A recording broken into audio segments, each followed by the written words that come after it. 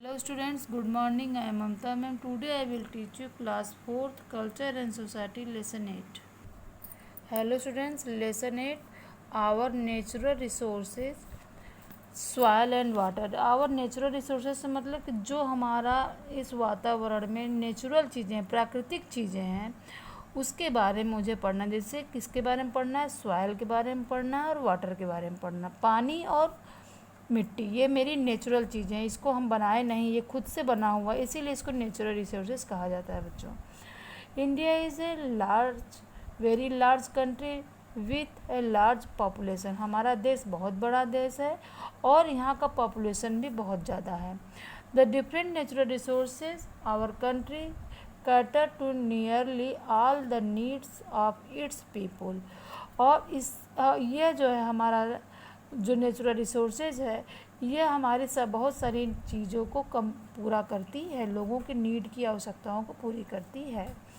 Resources are the basic things that can be used in many way. और resources वो चीज़ें हैं जिससे कि हमारी बहुत सारी चीज़ों की पूर्ति होती है, जैसे सॉइल है, वाटर है, फॉरेस्ट है, मिनरल्स है and livestock are provided by nature and so are called natural resources. ये सारी चीज़ें सॉइल, वाटर, फॉरेस्ट, ये सारी चीज़ें हमें नेचर से प्रोवाइड होती है, नेचर से मिलता है, इसीलिए इसको हम नेचुरल रिसोर्सेज कहते हैं। All natural resources are there the exhaustible, non renewable and इनएक्सहॉस्टेबल।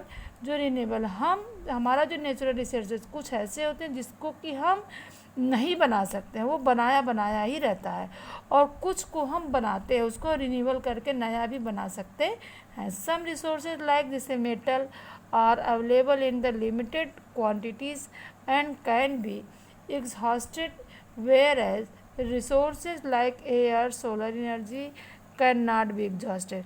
ये सारी मेटल्स वगैरह को तो हम बना सकते हैं, लेकिन हम सोलर एनर्जी को, एयर को नहीं बना सकते हैं, इसलिए यह मेरा नेचुरल रिसोर्सेज है और ये नॉन नेचुरल रिसोर्सेज है। Our country in the rich in natural resources, soil is used to grow cotton, cereals, vegetables and fruits in the field of garden।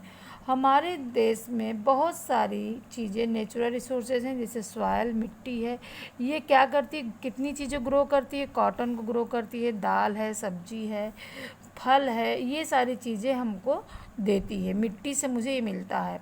Water is use for irrigation. पानी का use हम खेती के लिए करते हैं, पीने के लिए करते हैं, कुकिंग के लिए करते हैं, वॉशिंग के लिए करते हैं।